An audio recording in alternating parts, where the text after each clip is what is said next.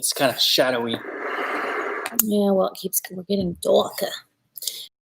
Hello, everybody. There's like so many of you in here already. Oh, sorry. Like there's 32 of y'all waiting on us. It's crazy. How are you guys? I missed you guys this week. That's pretty awesome. Like y'all been talking for a long time too. Like that's crazy. How is everyone? Oh, it's so good to see you guys. I'm gonna scroll up and kind of get through here. Hello, Michael and Deborah and Shelby Stone. Oh, Deborah ordered a bargain hour box. Very cool. Michael got a bargain hour box too. Yep. Hey, pumpkin spice. We opened up our second bargain hour box yesterday. Bellamy, we'll talk about the reselling license for 888 lots here in just a minute. I see that question. And hello, how are you? Let's see. Angel. Ooh, first live feed. Congratulations. Let's see. Sales tax. We can talk about that as well. Catherine, hello. Hey, Wendy, how are you doing? I'm so glad you figured out how to get the memberships. That's awesome. Blood, Sweat, and Cell, how are you? Very good to see you. Hello, Lance. What's up, Uncle Bo?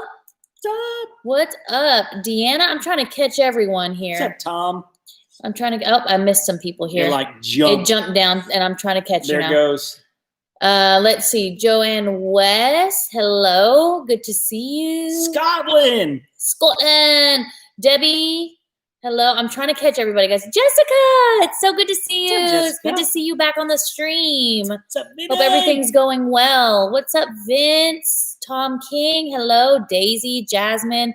Wow, there's so many of you guys. Wow, Corey, thank you so much. Started off Woo! Started off good. Thank you so much for that. Look at all these bargain hour box getters. That's awesome. We enjoyed ours. We just unboxed another one, which was more realistic than the last one. Hello, the other Lisa. One, it was like one of those Grand Slam ones, which we felt weird about it. They said they didn't do anything to it. I believe them. The way that, you know, how you like when you talk to somebody and like what they say, like it's kind of like how they say it almost, like you can kind of read that. I really do feel like it was an honest mistake. And I'm like a human lie detector, you know.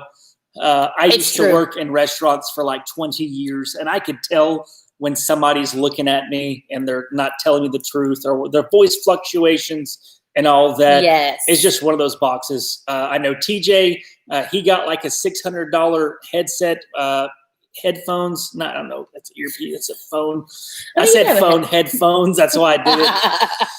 So, but at the same time, like, you know, we got a realistic box yesterday. We're going to double our money on it. We've got one more that we're going to unbox from them next week. These unboxings, I think one's coming out next Tuesday. So our goal right now is to get ahead in the unboxing so that we can better, you know, prepare for them, talk about them. You know, now that we have that liquidation education group, we want to be able to use those unboxings to help teach about products and sourcing and things like that. So we're really booking it on some of these unboxings and everything. So you should be seeing some pretty great stuff coming up in the next few weeks. Yeah. On top of that, we'll be going on vacation. So we want to be able to have some unboxings ready for y'all to watch while we're gone, but we will be vlogging. Yeah. So. Yep. So you guys are just so awesome. Tom says he got a lot of brown box, no brand stuff. And with these boxes, and I can't give out the retailer where they come from, but this particular retailer, they have a lot of international sellers that it's more costly for the seller to have the inventory shipped back from them than it is to have the retailer dispose of the items on their behalf. So you get a lot of items that are private label, unbranded, hard to tell what the brand is in these types of boxes, but it's still good stuff. It still makes good money. I'm sorry that we're blurry, guys. Our connection is strong here. Yeah. We're showing really. It's the light. I don't know. We can try something different. You guys can hear us though, right? Does that change anything for y'all? Let us know if that changes anything for y'all. But we do have a very strong connection. So I'm not sure what's going on. I don't know if maybe it's YouTube because our internet is like really good here. Yeah, Studio 5G. No, this is like the strongest internet we can get. Okay, so I guess you can hear us, but but you can't see us very That's well. very interesting. It is. Look at this. I'm gonna try and do something weird. Hold on. Hello. I don't know. I don't know. It looks fine on our Yeah. end, so I'm not really sure. But we're so sorry if we're blurry. I mean, it even cooks slightly grainy on here. But I don't know. Roxana! Thank you. I don't know. What are you doing? Don't push any weird buttons. Well, I didn't know if, like, there's no other cameras hooked up to this, so I don't know. We just looks like Minecraft. I think we're on Minecraft. Hey, I like Minecraft. Do we look all pixely like that? That's crazy. So we cannot hardwire where we are right now. And MacBooks don't have Ethernet connection on them, anyways, which is yes. Okay. Yes. Okay. We got a lot of people jumping on, and we're just getting started here. So I would like to let everyone know a few things that I always say during our unboxings. I do see unboxings. This is not unboxing. No, not unboxing. Our live videos. So because I'm seeing a lot of new faces here. So first and foremost, we are the Family Flips. We do a lot of unboxing. We do a lot of reselling and liquidation.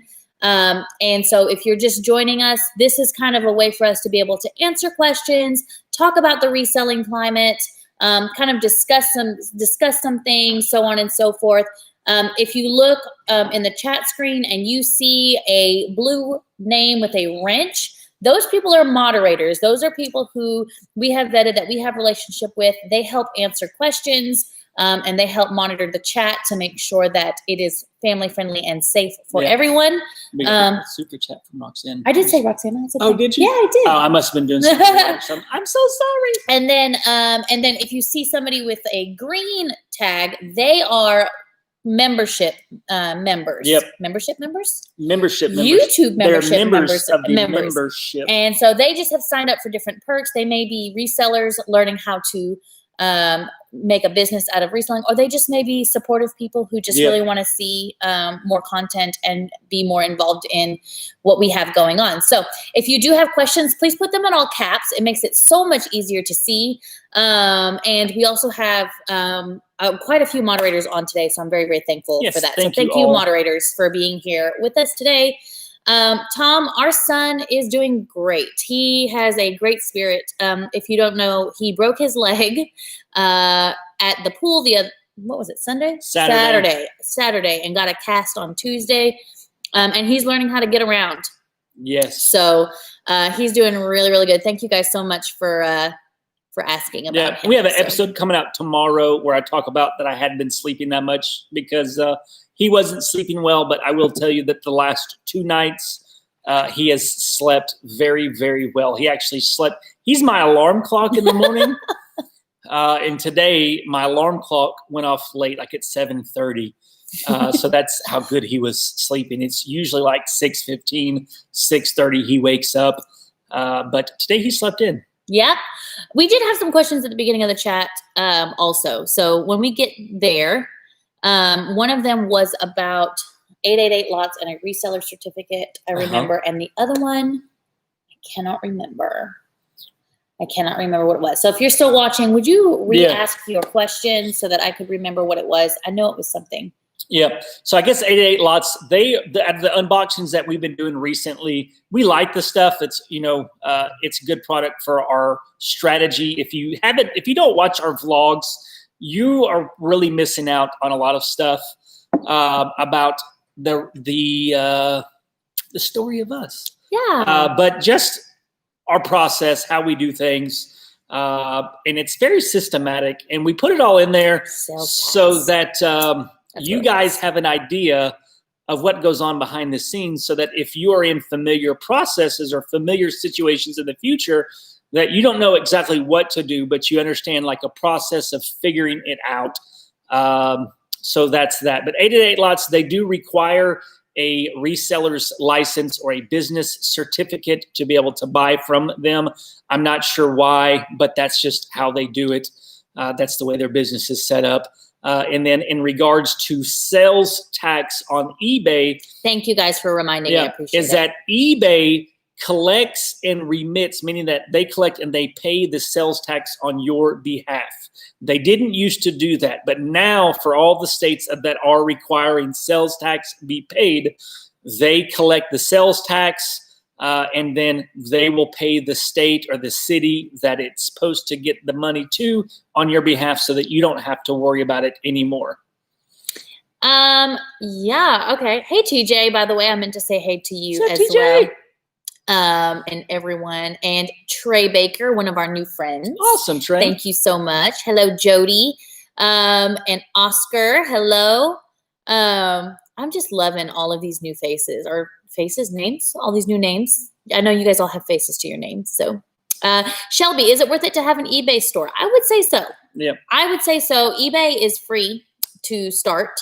Of course, like if you want to have, add more to it, or things like that, you can have like, the fees and all of that. But I would say yes, because if you think about it, eBay you get your products in front of a lot of eyes when it comes to eBay. And so, you don't really have to pay for like advertising. You do have to take some pretty decent pictures, but just starting out, you don't need a whole lot to start. And a lot of it is probably stuff that you already have, a ruler, to be able to ship, things like that. So, I would say yes, it's a great way to start. And even if you're not sure, try it out for a little bit, because if at some point you do decide to become a reseller, you only have so many listings when you first start out, that being able to go ahead and just start it and try it, if you decide to come back to it later, having an established account could actually work in your favor, because you could get more listings the longer you're available. Plus, if you like analytics and such, there are analytics that are available to you as having an eBay store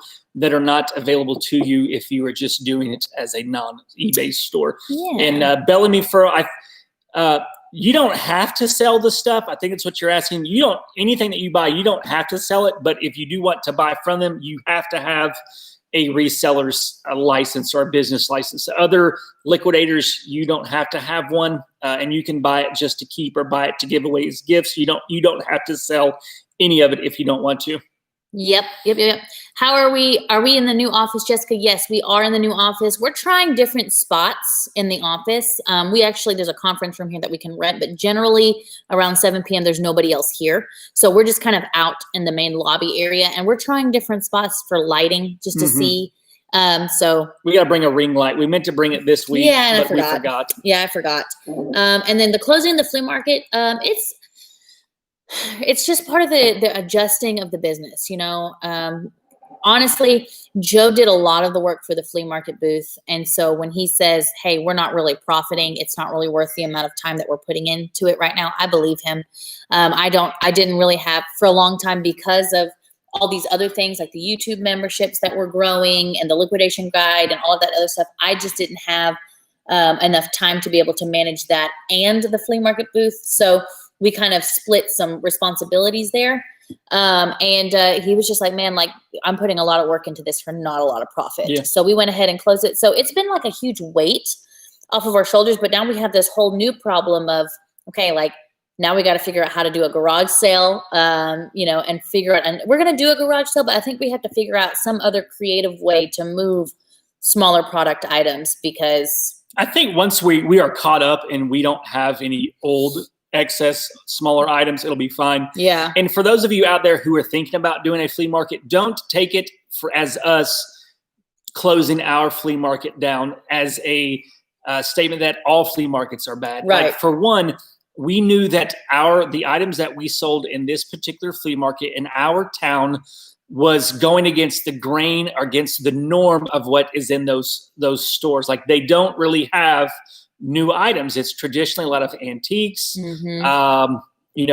thrift type stuff, not brand new inbox type items. So we were going against the grain to begin with. And that was a big reason why we didn't sell as much, because it just, you don't go into one store looking to buy antiques or thrifted items and then like, okay, let's check out this new inbox stuff. Like, it's just poor placement, but we thought that we could make it work. That was a concern of ours when we started it back in December, January of last year. And it proved that we could not overcome that. If it wasn't, honestly, you know, if it wasn't for COVID and just how the economy is and just people aren't spending a lot of money right now, we probably could have made it through. You know, we probably still could have, because people are still going to like go there shopping for something and find something else that they want. And we have such great prices that people would probably have done that. But nowadays people are looking for specific things. They're not wanting to really splurge and spend money on other items right now. So I think, you know, I'm not saying that we'll never do another flea market again. I know that we have to be in a different place in our business for us to be able to do it. But I honestly, I think it was a good decision. I feel better about it. I'm glad to be done. It was a frustration. I shared a lot of it with you throughout the whole process, a growing frustration, not selling a lot of items, especially the last 2-3 months. We didn't sell a lot of items. And since we are switching to really liquidation heavy inventory, that when you buy a liquidation, there's going to be stuff that's low dollar amounts that you have to get rid of. And we just weren't moving items fast enough in the flea market booth to support the increasing number of items that we had that had to be sold in that way. How do you handle an eBay buyer not filling a return request on eBay but filed a claim with PayPal? Yeah. It's the way it is. Yeah. I mean, the one thing, you know, they have to pay for return shipping on PayPal, but it was always a frustration for me when we had PayPal, when they would not do through eBay, but then they would do it through PayPal. It was just, it's a workaround. But I think that's why also eBay has gone to managed payments and will phase everybody out of PayPal at some point because of that. That's one of the many reasons. Shelby Stone asked, does eBay take some money when you sell an item? Yes. And the larger store you have, the less fees you pay. When you two first started, how often would you re-up on pallets? Okay. I'm going to tell you the truth, but I'm also going to tell you it probably wasn't a great idea. So when we first started flipping pallets. Okay. Okay. So here's what happened. See what happened was. Okay.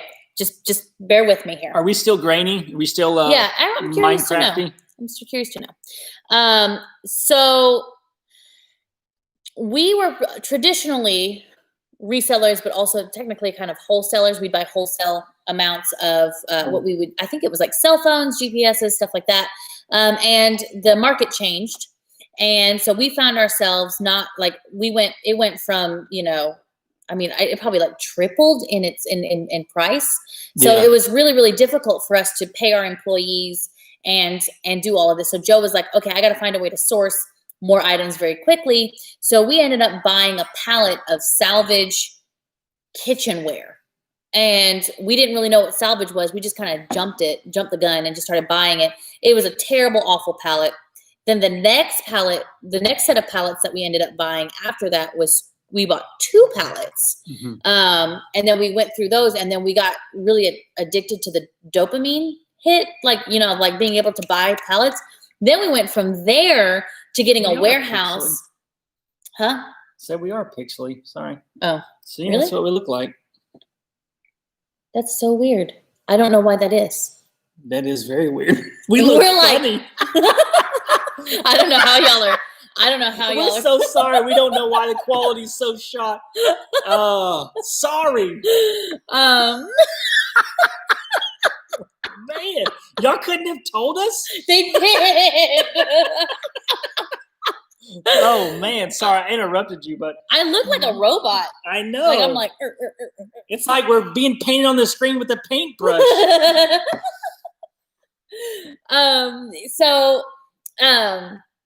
Okay, so we ended up buying truckloads. We went from there to truckloads, and then we found it was Amazon return pallets that we found, and we bought them from. Where did we buy them from? American Pallet Liquidators. American Pallet Liquidators. Yep. And then we were like, oh my gosh, we could sell on Amazon, and we could buy a whole bunch of Amazon small box Gaylord pallets, and it's going to be great. We bought a whole bunch of this stuff, ended up getting our Amazon shut down. Then we ended up with like a bunch of items that we didn't know how to sell. Anyway, so basically what I'm saying is if you can start slow, do so, because we gotta I would not do it again knowing what I know now. Yeah, we stopped, like, once we shut the warehouse down, we quit buying liquidation for a little while.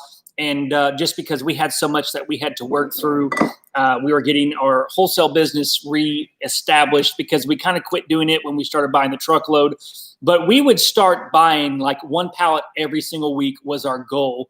That with the system that we had, with everything, that was our goal, was 1 pallet a week. But now it's different, because we've had to change our sourcing strategy, because COVID-19 took the cell phone market out for us. We used to sell, $15,000 to $20,000 a month in cell phones alone. And now we're down to maybe $1,500 to $2,000 a month in cell phones, because they're just not priced competitively to be able to make any money. So, Lance, congratulations on making $375 in 2 days. That's awesome. On your first flea market last month. That's really awesome. That's really cool. I wish you the best of luck on that. That's awesome. Harold says, I have a Facebook group where I list smaller product, charge everyone, and ship once a week. And then the $1 items sell when you can combine a week's worth of shipping. That's pretty cool. And those are just things that we're considering once we get rid of all of this stuff, like the excess stuff that we get from unboxing pallets and lots throughout that 1 week. Working through just that. We've got probably 10 pallets of stuff that we need to get rid of. And it's just, I want to be done with it and then start fresh. Look at all these people with their flea markets and stuff. Well, good luck on all of you guys. I'm reading all of you guys talking about your flea market experiences. Deanna, that happened with us too. When we first started, we did not make there's this guy that keeps running back and forth, and I don't know why. We're facing a window and to the street, and there's this guy that keeps running back and forth, and I don't know why. So good luck with that, because we did that too, but then we ended up making really good money afterwards. It just took some time. So, and Winnie, we've actually we're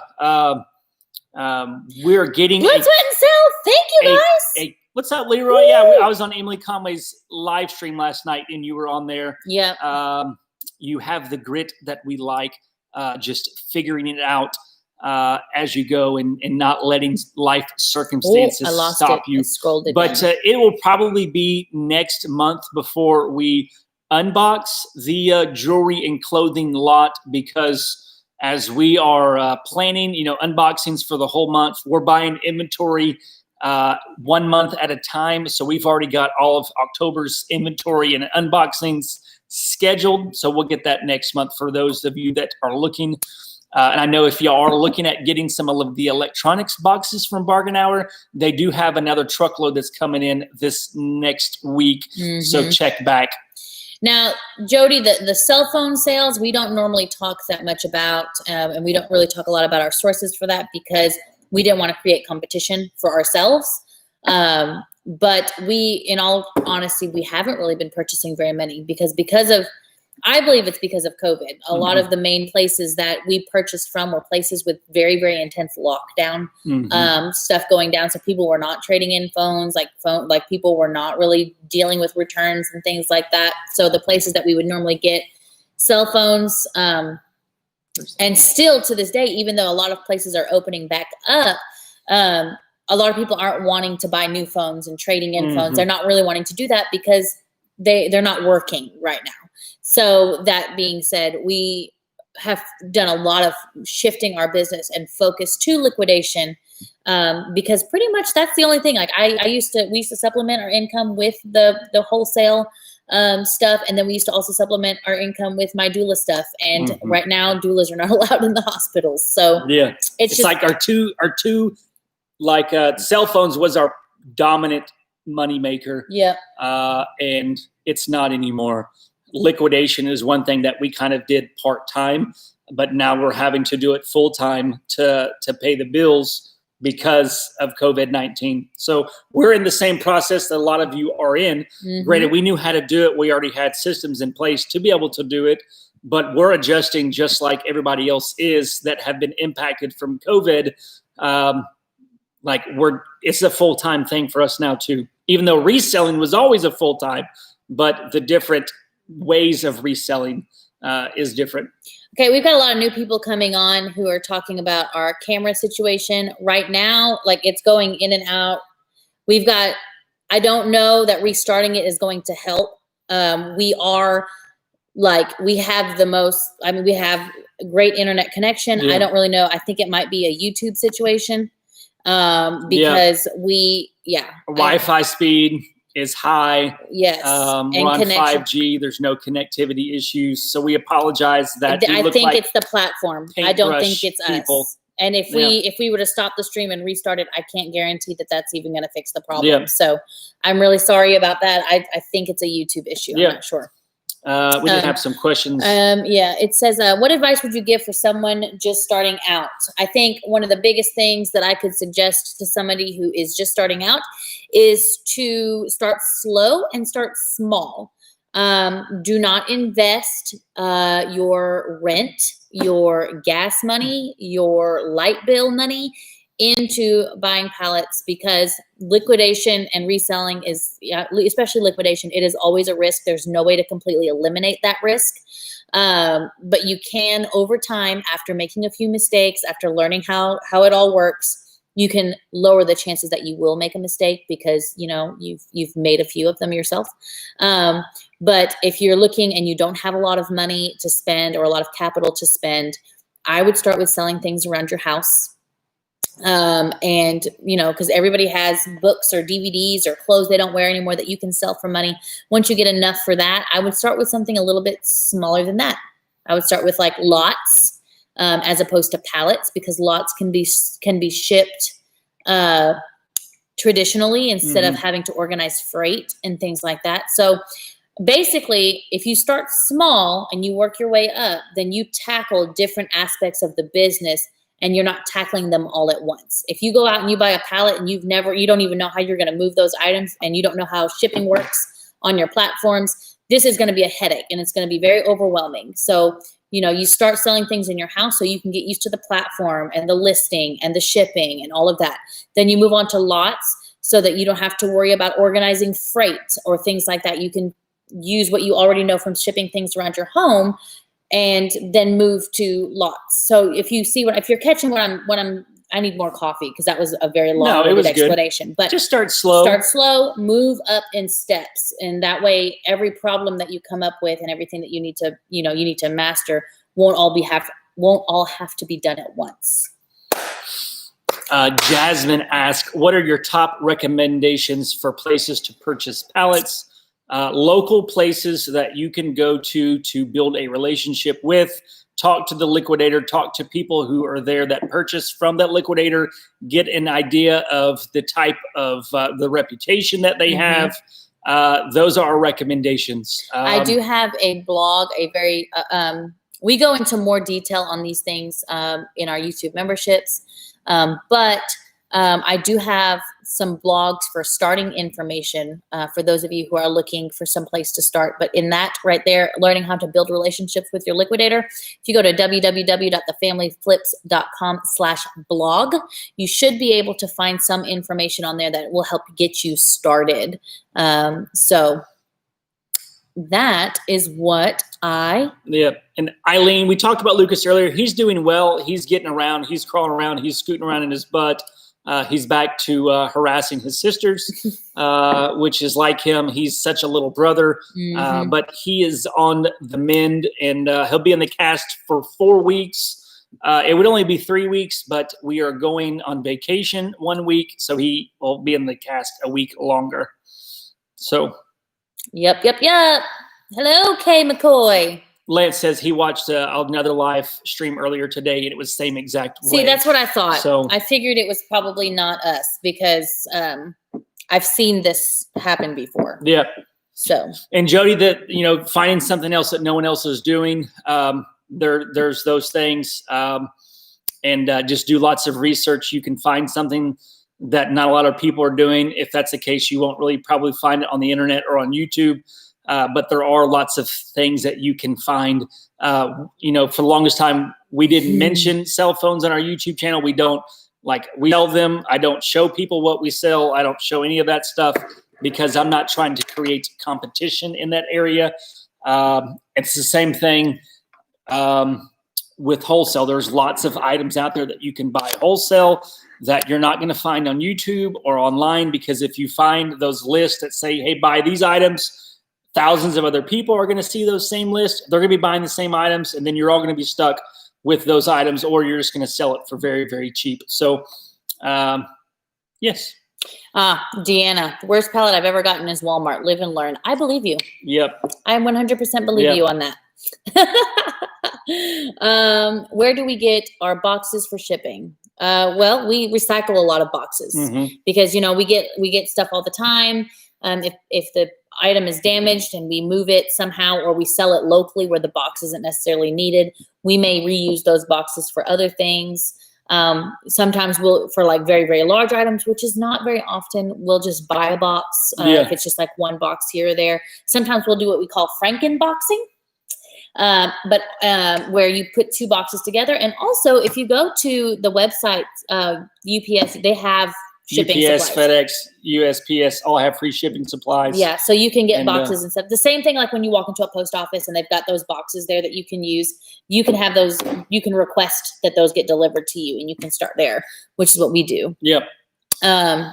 Jody asked, which lots, places do you recommend purchasing from? We're trying out a lot of different lots. We've got Bargain Hour. We've unboxed 2 of those. We've liked them. We've got another one. We will keep buying those because we've been able to double our money. And then we unboxed a lot today of Bargain Junction that we're going to give another shot to. There's a couple other places that I've reached out to get some smaller lots from. I don't even know what they're called.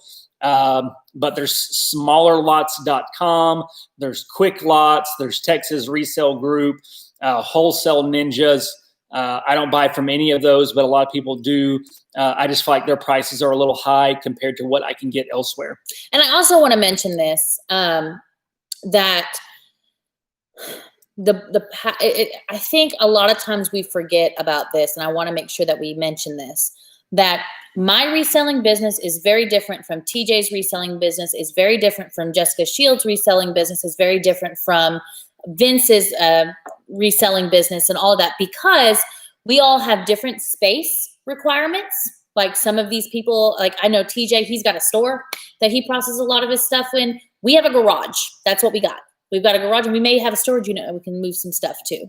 You know, we've got different capital. We've got different money situations. Some of us are just starting out, don't have a lot. Some of us have started reinvesting a lot of our stuff and started growing that. So, and then on top of that, we also have time constraints. Some of you guys are full-time employees somewhere else, right? We do this full-time. We've got a lot more time than other people. So when it comes to choosing lots and pallets that work for you, it's got to fit into your model. If you're like, we love Target furniture pallets because we've gotten one before. It's been amazing. It was wonderful. We love it. We can't purchase any right now. Why? Because we got to put that stuff together to sell it, and we have no space for that. You know what I'm saying? I'm not saying that it's not going to be profitable, but we have to be able to put it together, right? So on top of that, we love, we unboxed an electronics pallet, but it had a lot of really, really small items, right? And these small items would have been great in a flea market booth that we no longer have, right? So when we're looking now, before it wasn't a big deal, but now that we don't have a huge local area to resell our items, we're looking for lots and pallets that don't necessarily have a lot of small stuff that can primarily be sold online. Now there say small, cheap stuff, like items under $10. Right. Because if after fees and shipping, we won't make very much on it. And then on top of that, we hire somebody to list it. So we have to pay them. So that's part of our expenses as well. So when you guys ask questions like, well, what pallet should I buy? That's dependent upon you. That's dependent upon what your business model looks like. So I encourage you to think, you know, and really think about how much time do I have? How much space do I have? How much money do I have to invest? And then look for pallets that fit that model, because I love Target return pallets. They are my favorites, but TJ may think differently. Jessica may think differently, right? So you know, I want to make sure that we say that because, you know, we're going to talk a little bit about like experiences that we've had. You may not have that same experience because it just may be different for you. Yep. So, okay, off my soapbox. Silhouette of a stranger. I talk about shipping and why we offer free shipping in tomorrow's episode. You just did. That's true. So it's coming out tomorrow of why we do free shipping. It's in there. So I edited it tonight. It'll be up tomorrow. I lost it. It scooted all the way down to the bottom, so I missed it. Hold on, let me find it. I'm lost. Okay, there we go. Silhouette of a stranger. Skyrocketed prices in the toy category, probably because Christmas is coming. Yeah, everybody's looking for toys right now. Yep. Let's see. Yeah, Deanna, the Walmart pallet. So we got one Walmart pallet. It was on Extreme Unboxing. It was not our favorite. Eileen, we have not used bulk. I've never been a big fan of their prices or the items in their boxes because they're manifested. I usually am a lot pickier with items than I am when I don't have a manifest. So with bulk, I know a lot of people love bulk. They do great with bulk. They double their money with bulk. I don't know. I just have never, ever been a fan of bulk. Every time I look at the stuff, I've never wanted to buy them. So yeah. Carolyn, I'm glad I answered your question. I hadn't even read it yet. Best pallets for beginners. Time, space, money. Yep. Time, space, money. Midwest Mamas asked how long did it take to get our box from Bargain Hour after it was ordered? Maybe 5 to 7 days because it's shipped UPS. UPS takes longer than FedEx does. So it was probably 5 to 7 business days. What time is it here? It's 7:38 here, Beverly. Let's see. 6:35 p.m. What is Corey? Is it unethical? Is there another question? Where are we at? Corey says, is it unethical? Is what unethical? Maybe we missed it somewhere. I'm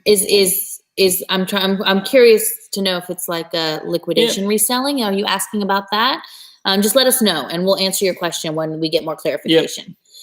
Seeing a surge of Bargain Hour comments and posts. What caused the surge? Is it a saturated source now? Depends on where you're selling it, I would say.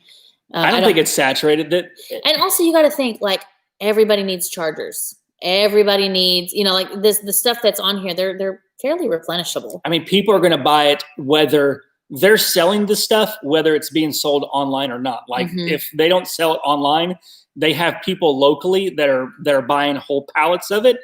So it's not really going to saturate the market. Like, I mean, the whole market as a whole is oversaturated, in my opinion, because that's this consumeristic nature of America that we buy more than we need to. It's just the buying habits. But electronic stuff, it is people are always needing new electronics. The way that these are made in China, they're not made to last, so they're considered a disposable item. So the moment there's an issue, discard it, buy a new one. But I don't think it's a saturated source. No. Silhouette of a stranger, do y'all drop off small things inside of the blue USPS mailboxes? We do not. Actually, we have a relationship with our mail carrier, and you can actually request pickups where you can go onto the website, request that they have a pickup. But really, and we do that, but we also have our mail carrier's phone number. Like they text us and we text them and make sure that everything is, organized. They know that we run a business, so they're usually, she's wonderful. Yeah, we do a lot with the Postal Service. So I actually have a dedicated sales or dedicated representative with the National Postal Service branch. So they call me and check in on me every month to make sure I am being taken care of, to make sure I'm not having any issues with packages. Yeah. But I know we were spending well over $100,000 a year on shipping fees for several years. We don't that much anymore now, but for several years we were spending like $100,000 a year in shipping. Yeah. So we we have a relationship like that. And that's the thing, guys. It's like, it's not just building a relationship with your liquidator. You want to build relationship with your mail carrier, your freight delivery people, you know, with your local post office. Like I make cookies, and I don't know if they're going to want them this year, but every year I used to make cookies, homemade cookies, and send them to like my trash service people, because they pick up like all these boxes and all this stuff from us. Like I make, you know, cookies for my mail lady. I bring some to the post office, and you know, it's like, these are people that are making your business possible. And you want to bless them when you can. You want to take care of them when you can. You want to send thank you cards to liquidators who take care of you. Like you want to build relationships.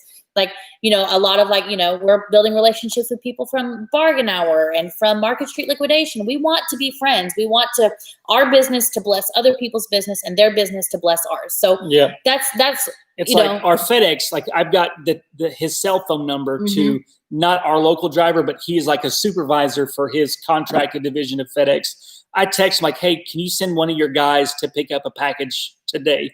And he'll send a guy over, pick it up. I don't have to worry about a FedEx pickup or any of that stuff. And that's comes from relationships. Kind and professional behavior goes a long way in this business, guys.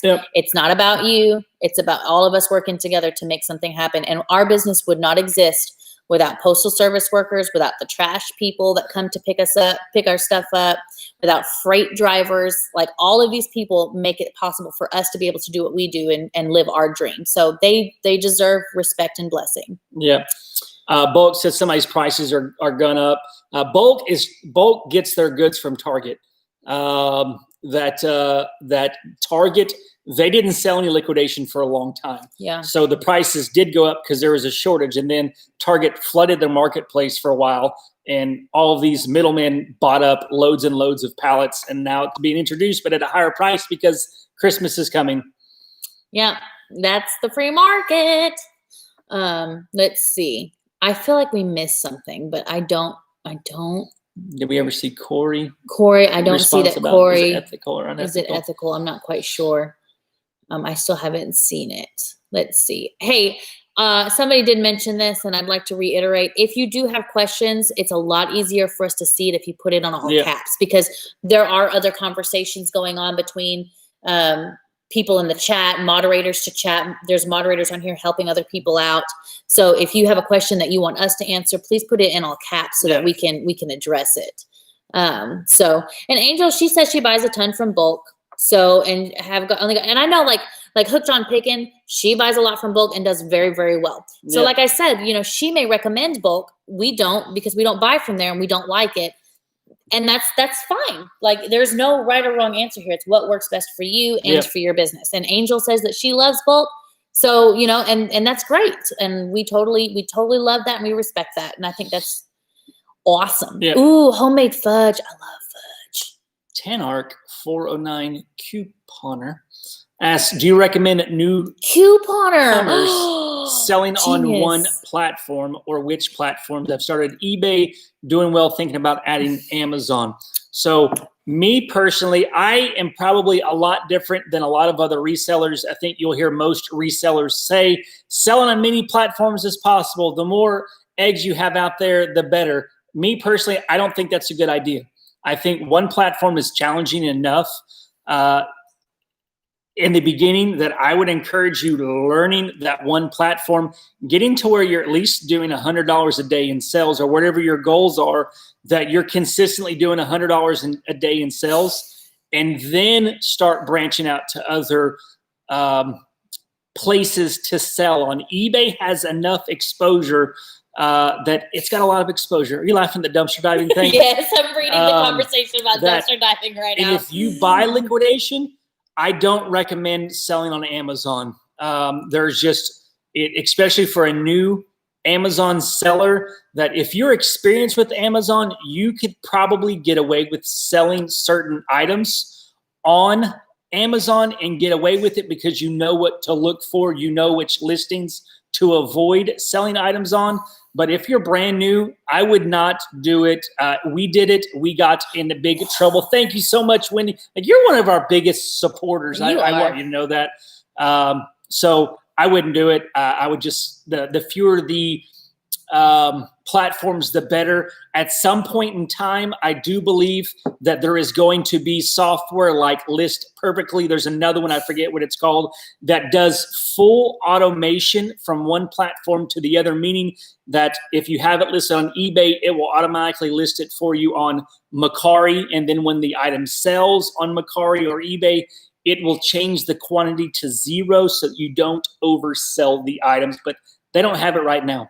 It'd be great if they did, but it's just hard to get through all the TOS, the terms of service and stuff. And Lisa and Jessica are absolutely right. Joe and I could not handle the smell of dumpster diving. We couldn't do it. I don't know if you guys have watched any of the unboxings, but every time there's a weird smell, Joe's like, he's like, and I'm like trying not to vomit. I have a horrible gag reflex. He Smells get me so bad. Yeah. That there'd be no way. I think Joe and I are both very sensitive to smell. I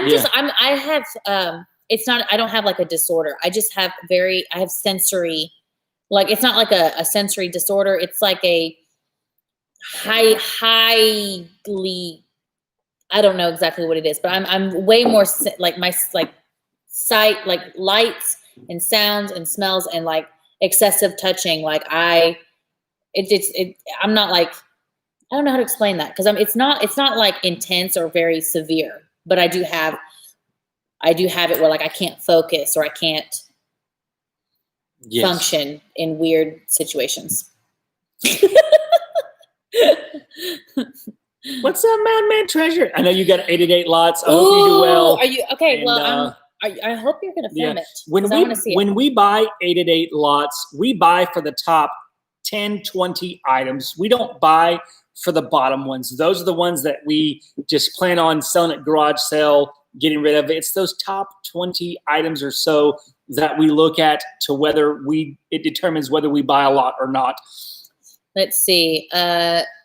What do you suggest on shipping internationally on eBay for beginners? If you're a beginner and you're selling on eBay, I would recommend only selling through eBay's global shipping program for a period of time. You can ship directly to Canada and even to Australia and the United Kingdom, and you can set that up in creating shipping policies. For other items, I would not recommend selling to other countries because tracking is not available to those countries. I know Mountain Man, he lists a lot of places internationally. He has a video where he talks about a software that you can integrate with eBay that will list it internationally to other eBay stuff. He does well with that. But I also know that some of these countries, tracking is not available. So if the buyer says that they didn't get it, even though that they did, you have no insurance. Like, you are not covered, and you will have to refund them your money for it, and they may or may not get the item. We don't know. I know electronics devices, I would highly suggest to not do that with, because we have been burned. Lots of people have been burned.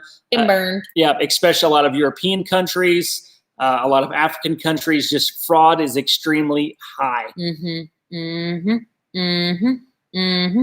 Carolyn, you're asking about tips on shipping costs. I'm not sure if you're talking about buying, liquidation, or selling items. But I will say that we don't do a lot about like eBay, like reselling, like shipping, like items like that, because there are plenty of very qualified resellers out there who already have those kinds of videos, and we don't believe in reinventing the wheel. So if you're looking for that, let me know, and I can recommend some resellers that may have that kind of information that you're looking for. We'll do special educational stuff specific related to people in our YouTube membership tiers, Weekend Warrior above, that will make special content devoted for them. Because they've got specific questions that we can make content for.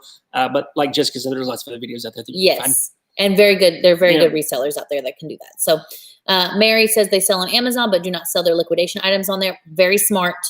They're strictly meant for eBay, Poshmark, and Mercari. So that's a pretty good rule of thumb there for liquidation, because it can get really sticky there. Yep. I know, Tom, I don't know why we do it. Curiosity. I think that's what it is. I think that's what it is. It's like, I want to be able to tell you, like, that I want to know, like, I mean, like, I don't want to throw away a perfectly good item because I thought it smelled bad. Yeah. I'm developing this love for unboxing. Like, I didn't really know what it was before, but just for wanting, like, just curiosity, like wanting to know what's in the box. Like, there's all the stuff that I want to buy now because, like, I just want to find out what's inside. And it's like, okay, like, there's certain truckloads that I would love to buy, that I want to buy just to see what's inside, like what is actually in those boxes. At some point, I probably will, like when we have the infrastructure for it. But I just want to buy it because I want to know, and I smell it because I want to know. Yep. Jody, I'm so glad I'm not alone with the sensory stuff. Because I'm telling you, it feels very strange to me, but I've always had it, so I don't know any better. I don't know any different, you know. Jason signed up for Amazon, but after doing more research, won't be selling on their platform and is going to start buying from eBay. I like you, Jason. we came to the same conclusion. Amazon is probably one of the shadiest companies in the world, probably next to Burisma. So Lisa, Steve and Steph have been liquidators before. So sorry, I interrupted you. Well, one thing that, you know, to keep in mind is that we were originally interviewed for the show back when we had the warehouse. By the time it was actually time to start, the warehouse was already gone. Yeah. So it's like the business, and that's kind of like a key point to remember, that liquidation, and if you're going to have a liquidation business, it's always changing. You have to be comfortable with adaptation because it's required in this business. So when they were doing liquidation, and they still do from time to time. They do a lot. They just don't put it on YouTube. They you know, they've niched down into their YouTube channel. Because remember, YouTube, when, like, it's a business, right? So you have to, if you niche down, you're going to collect a specific amount of people. But they still do liquidation as well. They just don't film it like they used to. So A&E did find them on YouTube when they were doing unboxings on YouTube. They stopped doing unboxing on YouTube, but they didn't stop doing liquidation, if that makes sense. Does that make sense? Yeah. They fell in love with, like, talking to them. They fell in love with dumpster diving, with finding out what's in there. And then they donate all of the stuff now. They do it for a lot of fun. It's like part of their daily routine, making the videos, because they enjoy interacting with their audience. Yep. And they enjoy it. So, do we recommend a Rollo label printer? How is it significant?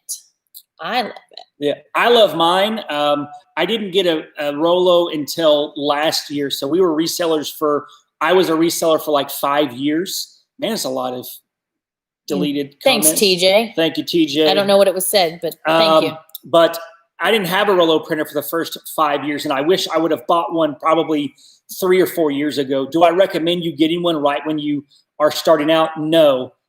If you only have a limited capital, I would recommend just having a normal printer with paper, get you some tape, pair of scissors, print out the label, put it on there, and use that money to invest it in inventory. And as you grow and you can afford that, then you can buy upgrade your stuff. As you don't need a whole bunch of fancy stuff. Actually, I believe TJ and April, they have a free reseller. They do have a little course with shipping, and the first part of their shipping, they talked a lot about, like, this is what you need. You need a scale, a tape measure, some tape, and some scissors and some paper. Yeah. Like, that's what you need. Like, you don't have to have all the fancy stuff. It's nice to have because it makes things more efficient. But you know, it's like, I don't know. I found, you know, for the longest time, I found just a printer that I can buy cheap generic ink on eBay for like $12. I use that for a long, long time. You don't have to do a lot of the other stuff. And then for a scale, you can get one of those. If you don't have humongous items, you can get just a kitchen scale, but they do have larger scales that will weigh up to 50 pounds. I would get the one that has the cord, that has the display attached, so that when you put the bigger boxes on top of it, you can actually see the number. Because if not, you're like trying to get down, and you're like, we did do that. You're like looking at this to try and see the numbers on the scale. So the corded ones with the digital display separately, it works out. It really pretty helps. Good. What's going on, Porterfield?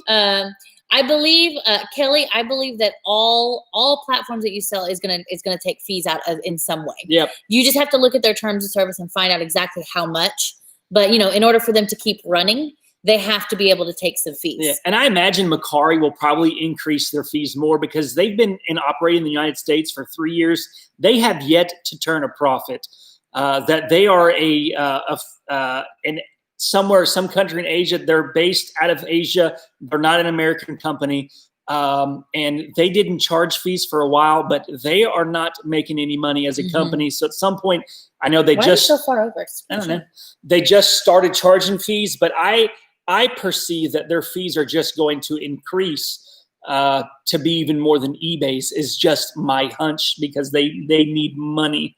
I want to turn this up a little bit so I can show you guys his hair. Look, it's getting long and I don't like it. I like it. I want to cut it off. It looks so nice. It's so hard to maintain. Yeah. No, I just, Now everybody's gonna be focusing on it. Yeah. Mary, thank you for the tips on Macari, like the details for Macari, because I don't sell there, so I didn't know what the percentage was. So thank you for that. It scrolled down. It jumped. Okay, let's see. V8 a gross Mary. Oh, yeah. I forgot they did a lot of food pallets. They actually did one for Extreme Unboxing too. That was super interesting. And they still do food because they take it to their swap meet and sell it all there. Yeah. I won't do it. It scares me. Yeah. But when they do it, it's great. Yeah. If we had a swap meet here, I would probably buy a lot different stuff to do. I mean, we have like couple outdoor flea markets that I think one day I want to try it.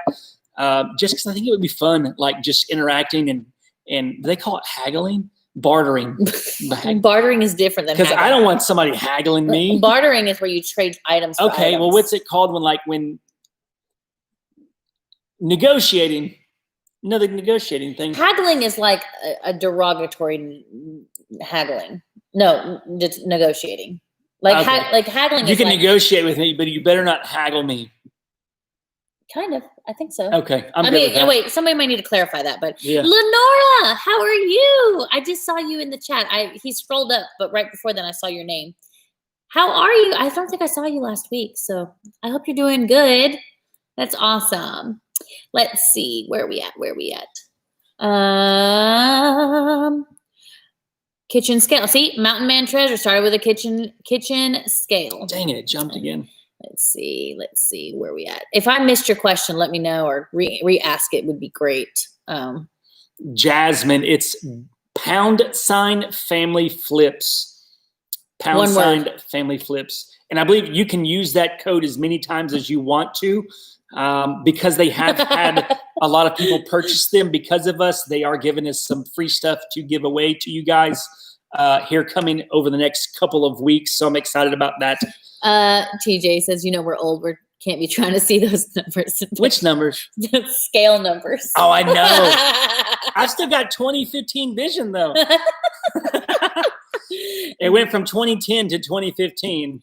Deborah wants to know if us or everyone can list some of our favorite liquidation companies. Because everybody's got, I said, everybody's got different preferences. The one earlier, some companies that we buy from Liquidators is we purchase one particular pallet from one particular vendor on liquidation.com, and that is Amazon shelf pull pallets from the Garland, Texas location. We don't mess with anything else from liquidation.com. We pay, we buy. We pay it. Pay and buy. Yeah. We pay it. Yeah. From Market Street Liquidation in Springfield, Missouri. I have bought from American Pallet Liquidators in Jeffersonville, Indiana. I would buy from them again. Warehouse 1 somewhere in mid-eastern Tennessee. I believe in Collierville. I would purchase from them again. We have purchased from them before. We're going to visit Bargain Junction, which is close to Market Street in Missouri. We will be buying from them. There's a lot of VIA trading. You can't really miss with them, but I would try and find a local liquidator. Between you talking and these people's comments, I'm like tickled. Find a local liquidator that you can build a relationship with and go from there. And then somebody asked earlier about mid-Tennessee wholesale. In my opinion, they are overpriced. They do smallerlots.com. Same company, But my opinion is their prices are too high. I believe that you can get, for me, it's too high because I have to have them shipped to me. If you're local, that may be a good option for you. If you can pick up, you can probably, but for me, I can get similar pallets for cheaper, shipped to me cheaper than from them. Lori, we have not tried J3L in Arkansas yet. I've talked to her a lot. I know she was getting pallets from a particular liquidator here in Arkansas, and I would not go buy them. I know she was doing the coffin boxes for a while that she was selling individual boxes for, but I had a source where I could get the whole pallet for like $1,100 versus $400 a coffin box, which is high because they've got some that you can get for like $1,800 for a whole pallet. I know now she has some Target pallets that are like $700, but I can get the same Target pallets from Market Street for like $500. So I would love to, because she's only 30 minutes from us, but the prices are just not convenient for us with what we're trying to do. Okay, I know I've already answered this question once before, but I've got probably I'm counting like 4 questions in the last 5 or 10 minutes that is asking us to list our favorite liquidation companies. Now, every unboxing that we do, we mention where we got that pallet from, and we do that for a reason, so that when you're doing research and you're looking to see if it's a pallet that is right for you, you will know where we got it, so that you can go and see if you can seek out those exact pallets for yourself. Now, the reason why we don't just sit here and say, buy from this liquidator, buy from this liquidator, buy from this liquidator, is because reselling is very, very dependent upon your specific business model. Yep. How much space you have, how much time you have to spend, and how much capital you have to spend, all is determining what kind of pallets you want. Like, just because a liquidator has furniture pallets for sale doesn't mean that you should buy them if you don't have the space to store them. If you don't have a local market, a local place to sell smaller, inexpensive items, you probably don't want to buy a small box pallet, because you're not going to be able to sell those things online and make a profit after shipping and fees, right? So it really depends on what kind of business model you have. So I would suggest, if you're looking to try to find some liquidation companies to buy from, you do a couple of things. First, you would determine how much time you have, how much space you have, and how much money you have, and try to think of what specific items could you sell that you could do that for. And that a great way to do that is to watch other people's unboxings, right? So if you're thinking about buying an electronic, trying to buy electronics, then find some unboxings of that.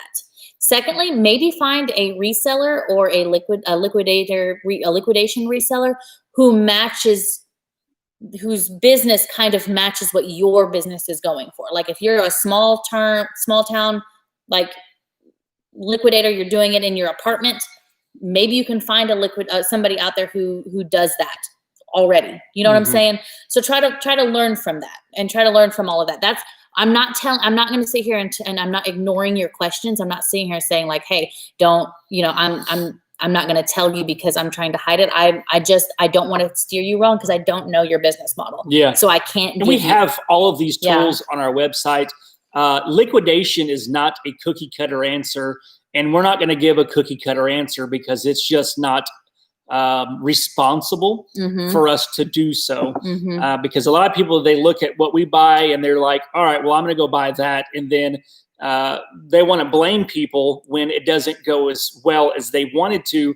And oftentimes that would be us. And I'm not in the blame game. Right. We take no responsibility for the success of your business, but we do want to give you all the information that we can possibly give you for you to make an educated decision about your own business. Yeah. So I think most importantly is we want to teach people how to think and find the answers themselves. Is that, yes, we are here to help solve problems, to help you work through solving the problems that you do have. But at the same time, like, there's got to be some, if you want it, you've got to go find it. And also, like, if you want to have a successful business that lasts a long time, what happens if we stop doing YouTube all of a sudden? If something happens and we can't do live streams, or, we disappear off the face of the planet, like, I want you guys to be able to take the business and do the thing. And what if, like, YouTube gets shut down and all of the reselling videos like are gone, you know, like, what are you going to do? Like, Yeah. I want you to know, like, okay, I have the tools to do this. I know what to do. And no matter what, like, I can provide and I can make the business successful. Morris 123 asked what items to recommend buying and selling at the flea market. Honestly, couldn't tell you. I'm not sure what type of flea market you're selling at, what the area is that you're selling in. Our flea market, I could tell you what to buy for our flea market, and the items that we were buying to sell in our flea market weren't those. We would buy a lot more decorative items, vintage home like, goods type stuff, decorations, pet supplies, pet supplies. But that's it. What your area, I would go and visit those flea markets that you potentially want to go and get a booth or a weekend booth, figure out where all the people are going to, watch, do research by looking at where people are buying from, how much they're selling, and then those are the items that you go and you buy. Yep. Oh, Nikki J says haggling is more of a market thing, same as negotiating, but on a smaller scale. In some countries, haggling is expected. Yeah. Good to know. Good to know. Let's see. Nancy, eBay storefront worth it? In my opinion, yes, because I like analytics. I would say start at the small one because you get so many. It's by so many listings. I would stay away from the anchor store because you don't need to pay $400 a month for 10,000 listings because you're not going to get there right off the bat. So start small and then grow. Who's done Wholesale Ninja before? We've never bought from Wholesale Ninja, no, but I've talked to the owners and I looked at them. I looked at some unboxings from Lindy Glenn and I wasn't impressed with Wholesale Ninja, but that's me. For what our I business like. model and what some people do very well. Like some people do very well from bulk for whatever reason. I just don't like bulk. Yep. All right, Lori, we do like Market Street Liquidation in Springfield, Missouri. The last Target pallet, the last couple of Target pallets, I don't think one of them has been released yet, but and Amazon return pallets last week that we got have been from Market Street, and we did fairly well. We did very well. So Shelby, label printer. If you're wanting a thermal printer, get a Rolo. I think we answered that earlier. It might have been. Back up. It may have No, it didn't. It didn't. Well, I talked about scales and label printer earlier. Okay, so maybe that was from before. All right. We're very knowledgeable. I've been a reseller for 20 years, never did liquidation. Was just asking. Don't apologize for asking. That's what we're here for. Like, we're not like, that's what we want. We want to be able to. Sorry if we came across that way. It wasn't intentional. We just know a lot of people, they ask like all the time. They don't, I don't know. There's 137 people watching. If you're not watching our vlogs, you're missing out on a lot of valuable information. And I know a lot of people don't, because a lot of the questions that we get are things that we cover every day in our vlogs. So if you're just coming and want to get quick answers, like we'll help solve problems, but we only have so much time because we've already covered so much of the stuff already in our episodes that we do 3 to 4 times per week. I hope that makes sense, and I'm sure you understand. Like, you got to get the complete picture of everything that we do, because it all goes together. If you only watch our unboxing videos, you're only getting a piece to it. If you only do live videos, it's just a piece. And if you're just in it for, like, entertainment, then you don't have to watch those videos. But if you're really, I highly recommend watching the vlog videos. If you're looking into trying to figure out how to do your business, even if we're not running the same lifestyle that you're running, we always share, like, okay, this is why we're doing this, so that you can learn to think the way that we think, so that you can build it. Like, we're trying to teach you how to replicate our thought processes that help us become successful. Also, I want to say to moderators, if somebody is continuously spamming, I'm with you, blocking or silencing completely. You don't have to keep timing them out. Just goodbye. I don't have a problem with that. We want to make time for all the people who are here to learn and to talk and to have fun and to, like, do fun. Morris, if you're looking for a bunch of cheap dollar items, I would look at getting an Amazon small box Gaylord. I know Bargain Hour has some jewelry boxes and jewelry pallets that you can get that would sell cheap. But there are several places that offer Amazon small box Gaylords for probably $700 to $900. But there's going to be anywhere from 800 to 1,200 items in those pallets. So even if you buy the items for $1 a piece, selling for $2, you can double your money. So there is that. 3 cases of clothing from bulk and happy with them only because you carefully chose what you bought. Good job, Going Rogue. You you can be successful anywhere if you know what you're looking for and you're careful and you're strategic about it. You know, the first pallet that we ever bought, we did not do that. We did not do our research and we did not do that. So, woo. And I still make bad buys. Still, you're still learning. Deborah, new to watching us, about 3 to 4 weeks. That's awesome. Thank you so much. Cool. Thank you so much for your support.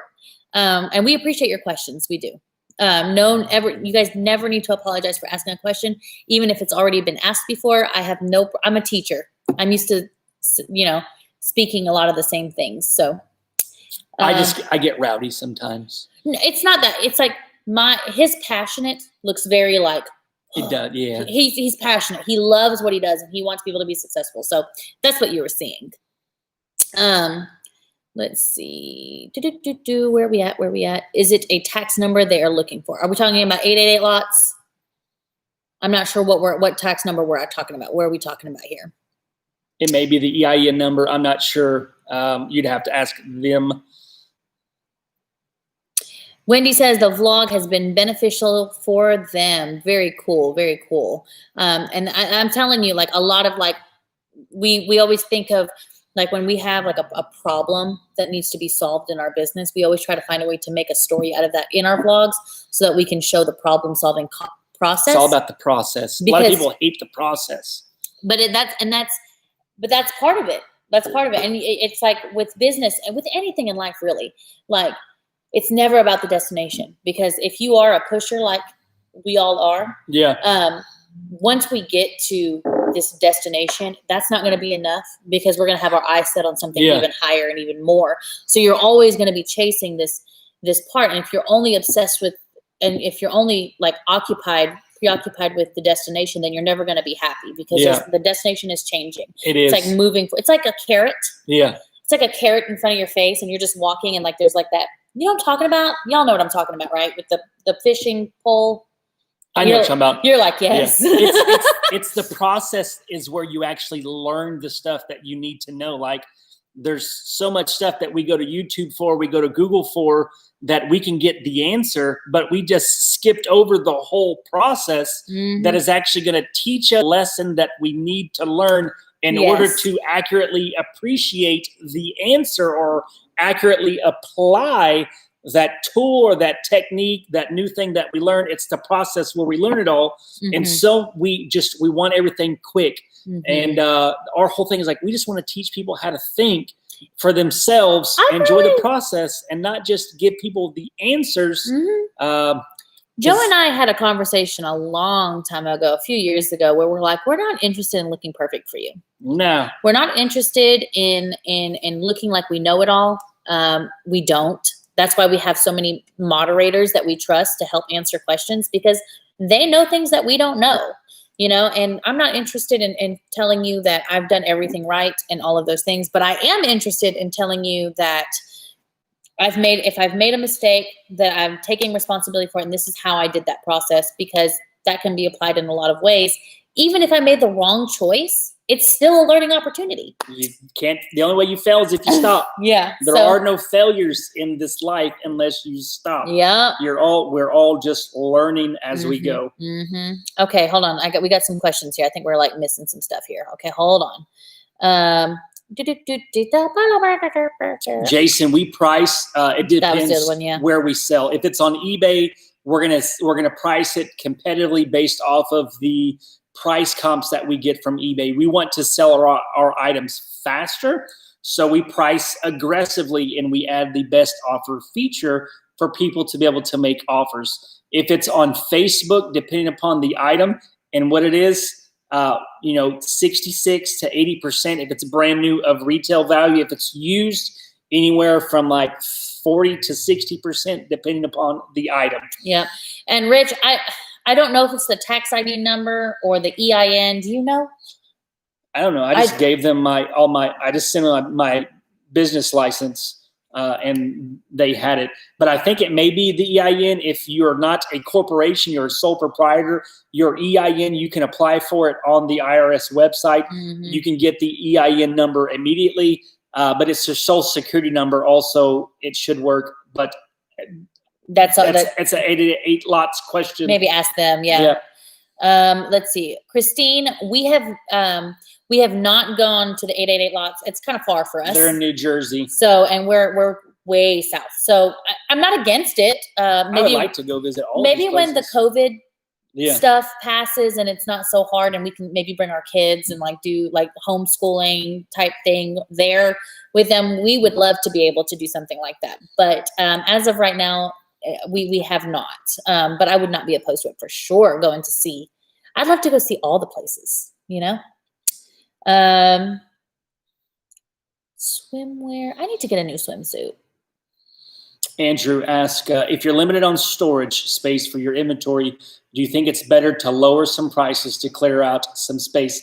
I would go for the bigger items first. First, I would say, is my space maximized for inventory efficiency? And if it's not, then maximize the space that you have. Can you add shelves? Can you add shelves? Can you stack on top of stacks? Right. Like we're in the process, like we're starting this story of redoing our setup of our garage so that, thank you so much, Wendy. You're awesome. You're awesome, Wendy. That we're redoing the garage, and I'm going to start introducing that problem. Well, I've already introduced the problem, but the process, I'm talking more about it tomorrow when I film that will go out on Sunday. But it's about maximizing the space, coming up with a plan to maximize. If it is maximized and you cannot store or stack your items in there differently, start with the larger items that take up space first. Start trying to get rid of them. Mark them down, maybe list them on Facebook. If it's a bigger item, to get rid of it faster, do a sale. If you're selling on eBay, instead of doing a sale, maybe you do promoted listings at like 20% instead of doing a 20% off sale. There's lots of different ways that you can manage that, but if you need to get space and it's maximized already, you've got to get items out. My head's floating. Oh, sorry. Lenora, how do you get a reseller certificate? A reseller certificate is a business license that specifies that you are a reseller. Every state is different. Yeah. So you have to look at I would go to your government website for your state. Look up how to get a business license or / reseller certificate. Talk to your county clerk, your local county clerk, see if they have information on what exactly you need for that. But essentially, that's what it is. It's a business license. Yeah. So I hope that answers your question. If you need more clarification, let us know. That is a great idea, Mary, about bundling items together. And it could be maybe you've got some items that are bad buys that maybe they're just never going to sell. Maybe the listings, because a lot of times people think, well, I'm going to create a listing and it's going to be perfect. Well, maybe as it's there, you realize oh, maybe the description could be different that may be attracting customers. So you can look at refreshing listings and redoing it, marketing it. Is that the right word? But you're refreshing a listing to make it look different, change the title. Maybe you'll get some traction that way. For sure. Because you can do that also as a way to help move the items. But bundling it, maybe you just get rid of all the lowest priced items and you bundle them up and you sell them in an auction on eBay or to a flea market vendor in your area. And then you can get some money back. But then you have that inventory space to make better buying decisions, to get inventory in there that is going to sell faster. Actually, there's some people, Going Rogue and Mountain Man Treasure, have kind of helped Lenora a little bit about the business license. But they do make a good point that I'd like to speak for anybody else who might have missed it. But you don't have to have a business license to resell. That's why you can go on Facebook Marketplace and clean out your closet and post stuff on Facebook Marketplace and you don't get in trouble for it. You know what I mean? But however, there are a lot of places, if you want to buy lots or if you want to buy pallets and stuff, that you may need it or it would be beneficial to you to get it because you can get it tax free, and that will save you a lot of money in the long run. On top of that, you will be able to do you'll be able to get business bank accounts as well if you have a DBA, a business license. So I would suggest it, but you also don't have. You can resell without one. I don't see why you would. You know what I'm saying? So, Diana, in starting a business, what's best? EIN, TIN, or using a DBA or LLC? LLC, I can't really speak on. Like, if we are still a sole proprietor. We still have a DBA. We have several DBAs that we do business under. We have separate business accounts for each of the eBay stores that we have that we're selling under, and it works well for us. But we're getting into because of YouTube and the TV show, we're getting into a different tax threshold now where we're going to need to get an LLC, but I can't say what's best because of I would talk to a professional about that. Talk to an accountant, figure out what's best. And I don't want to complicate it, but at the same time, there's so many factors. Yeah. There's so many things that go into that. I don't know your life. I don't know what else you've got going on. So it'd be really difficult for us to be able to make that kind of, and we're not professionals. Yeah, and EIN is just an employer identification number. If you don't plan on having any employees, you don't need an EIN. I don't even know what a TIN is, but we do have a DBA. I would recommend at least getting a DBA because it's going to help you. And I would recommend getting a business license because you can get all of the items that you purchase tax-free to resell. Yeah, going rogue, send me a link to your swimwear. You got to email it to me because you can't put it on the thing. But I need some new swimming trunks. We both do. We've lost so much weight. We've lost so much weight. Probably 5 years I've had those. Maybe even I've had those since before I even met you. Yeah, that's my longest lasting relationship right now is with them swim trunks. They need to be replaced. What's up, Thrift Trader? What's up, Jason? If y'all are ever interested in storage lockers, go check out Thrift Trader. He's our neighbor in Oklahoma. And one day, Oklahoma that way? One day we want to come visit and go buy a storage locker with you. I think it would be a lot of fun. If you want to, you may not want to. I have no idea. I just kind of invited myself to come with you. You may not even be on anymore, so you may never get this invitation. Then I'm always going to be wondering, well, is he just neglected me because he didn't want to? Or maybe he just didn't see it. We have never bought off of government liquidations, but I wouldn't be. I've looked. I wouldn't be opposed to it. Yeah. We're both from military children, so that'd be kind of cool. I've had some MREs before. They're so fascinating. Fascinating. Okay, where are we at? I think that's all the questions. Corey says, is it unethical to accept money from a customer if they pay more for shipping than it does for you to ship the item to them?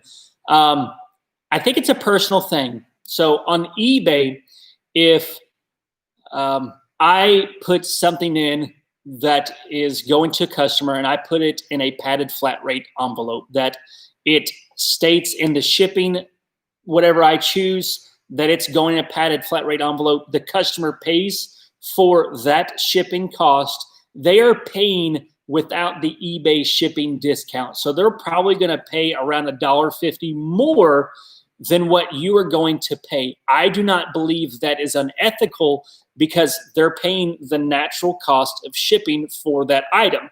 Depending upon what level of eBay seller you are, as far as a top-rated seller, I think there's one that does a bigger discount, that the higher seller you are, the more of a discount you get. So I don't think that's unethical in my opinion. Now, if you tell a customer that's going to cost $20 to ship, but you know it's only going to cost $10, I feel like that's unethical. Yep. I don't know why you're looking at me kind of crazy. I'm just thinking, I was just thinking it's 8:24. We haven't even said our first goodbye. This is our first goodbye. So does anybody else have any other questions? Do you like my crazy? I was listening for questions. I realized that, I'm like, dang, they're speechless. Yay! Top seller status on eBay. Ricky and Morgan ask, "Are we dating?" No, I'm not dating him. He's got cooties. Yeah. No way. But I'm married. Me too. Yeah, but he's got cooties. I didn't date him for very long. Like what? 3.5 months? 4 months? We had known each other. We got engaged like a week after we met. I was like, so do you want to get married? And she couldn't resist. No, because I had her. Not what he said. I had her when I said I want to be able to call you. No, listen, the first thing he said was, my intentions. Y'all don't want to hear this. Most of you have already heard this story. My intentions are not just to date you. My intentions are to marry you. And I had never dated somebody who was so forward like that. And I was like, I had been married before. I wasn't messing around. Who could resist that? Exactly. I'm like, no. And then, okay, so I didn't know he was interested in me. And I went to work with Whitney. Actually, Whitney and I were both preschool teachers together. I didn't know if y'all had known that. Whitney is our employee that works with us now. She's like pretty much godsend. She pretty much makes our family go around. Yeah, I think we would all, I don't know how we would survive without her. But before that, she was a preschool teacher with me. That's where I met her. And she knew Joe first. So she could actually be, she could be responsible for putting us together, honestly. Jennifer tried. It was the Lord. I had dreams about you, this purple-headed girl, for like 6 months before we ever met. Yeah, and then we had a mutual friend, Jennifer, who kept trying to hook us up, and Joe was, and she was like, no. She asked me for my number, and I gave it to me. I'm like, and then no. She gave him. I was so mad. I deleted it so quick. And he was like, I don't want it. If I'm gonna get her number, I'm gonna ask for it myself. I think she's I was like, how old was I? 30 something? 34? I think she may have been the first girl's number that I ever actually asked for their number. He didn't ask me though. He said, I want to be able to call you. And she was like, and I was like, no. She's like, I'll give you my number. No, that is not what I said. I said, okay, I'll Facebook message you. Yeah. Is what I said. And she did it quick too. Yeah, I did. I didn't want to forget, I was very busy. I was always shy around the girls. I lacked the confidence early on in life. My confidence was found in the domain of business. Yeah. That I was very confident in the business world. Well, he is very business talented. So. And but I started working when I was 14 years old at a pizza store. By the time I was 15, I was the manager of the store on Sundays. My dad would drop me off around 9 a.m. on Sunday morning to open up the store. I would get it all opened up, and then I would run it until the manager would come in around 6 or 7 o'clock at night. At 14. They can't believe you're shy. He was very shy. Yeah, actually. I was. Except for in the work, in business. There's a cat. What? Squirrel. In business, I was very confident in the business world. Where's the kitty? Very. I just, I like a lot of confidence. So. I was not shy. I've never been shy. I do not know what shy looks like. I was so shy. I was the kid. My parents, and every now and then they're watching. There was a cat. There was a cat. I didn't know if the cat needed help. It wasn't black. But my parents are very, very introverted, extremely introverted, like hermit introverted. My brother is very, very introverted, hermit introverted. And I'm like, let me see all the people. And I'm like, just very like emotional. I'm like exactly the opposite. And so raising me was very interesting because I would make friends with everyone. And my, like we would be walking down the street and I would like talk to somebody or whatever and like wave at somebody, be like, hey, how are you? And my grandma would be like, do you know them? I'm like, no, I just said hi. Not me. And that was me. Now he would sit when his mom told me stories about how he would sit in the floorboard of cars during barbecues because he didn't want to get out because he was so shy. I wouldn't. I was so shy. And I remember in high school, thank you so much, Christine. I remember in high school, I would make up stories that my parents wouldn't let me go out on the weekends because I was so shy. I didn't want to go meet with people. I didn't want to go hang out with people because I was so shy. And it was funny, like, I would go to the bars and stuff in my 20s and stuff. And I was always so angry at people because I'm like, nobody give me time of day. And then come to find out that like all the girls would be hitting on me at the bar. And I had no confidence whatsoever in myself that I didn't even realize that they were hitting on me. And like my friends would be like, Joe, what are you doing? Like that girl was like totally hitting on you and you like totally blew her off. And the whole time I'm like, I didn't think she was interested in me. So it's all a matter of perspective.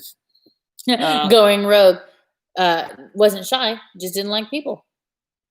That makes Wow. sense. Shane. But look at this. What? Been on your own since you were 14, went to high school, couch for 4 years, graduated, and worked in supporting. Now that is like grit. Yes. That is grit right there. Good on you. That's awesome. Thank you so much. I was definitely thinking the same thing. Love doing this. And if I can go to these places and take the kids best of both worlds, that's exactly right. Thanks, Christine. Yep. That's really awesome. Shane says, you guys inspired me to give reselling a chance. Finished my first month and eBay did $1,100 in sales. Didn't think it would work. Now I can see the opportunity awesome, for growth. Shane. So thank you for the inspiration. That is so, congratulations. That's a lot of work. To get $1,100 in sales. In your first month. That's a lot of work. Yeah. Good job. Good job. Very cool. Okay, guys, we're going to start wrapping it up. We're hitting like an hour and 30 minutes. So if anybody's got any last minute questions or anything like that, let us know. But this has been a nice refresher. I needed this today. Yes. Like I really did. Because we're going on vacation, I want to get some stuff set up. So like we're going on vacation, we can spend time with our family, but we're not leaving all of you guys. We're going to record while we're there. We're going to vlog, and I do want to be present. Like, if you're in YouTube memberships, I will be present for y'all.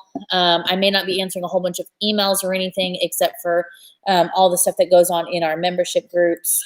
Can you guys tickle each other? Joe doesn't like tickling. Oh, I thought it said tackle. No. like on the beach. I can see us like running down the beach and like, he said tickle, but I know. Joe doesn't like to be tickled. So I don't. It would not be funny if I tickled him. It makes me angry. Yeah. I think it's because my dad used to tickle me when I was younger and would pin me down and tickle me. But now it infuriates me. After the Rona, we need to have a meetup. We do. Ooh, we should totally do it. We should do like a whole thing, and we should get like everybody together and we can sing songs and make s'mores. It'd be great. I would like to do it now.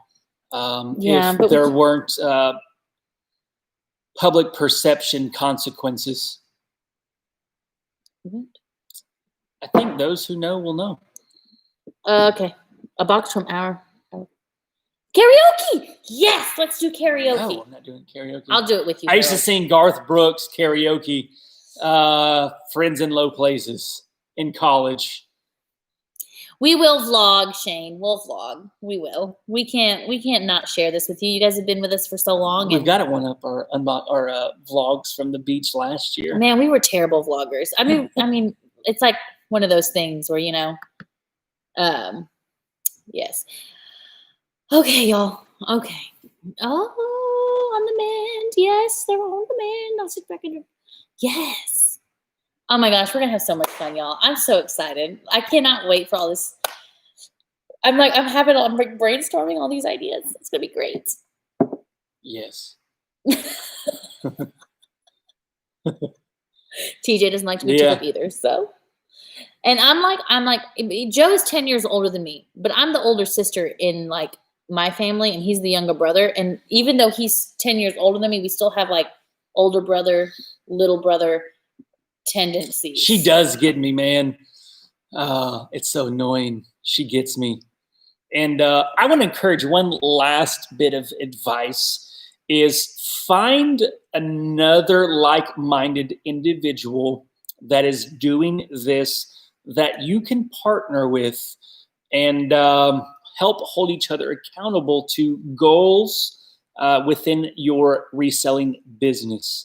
Or even in life you should, but we're just speaking reselling specific. I know TJ and we have agreed to start submitting our like monthly business plans with one another. And we're actually doing calls every other Friday to see how it is not a spider, Tom.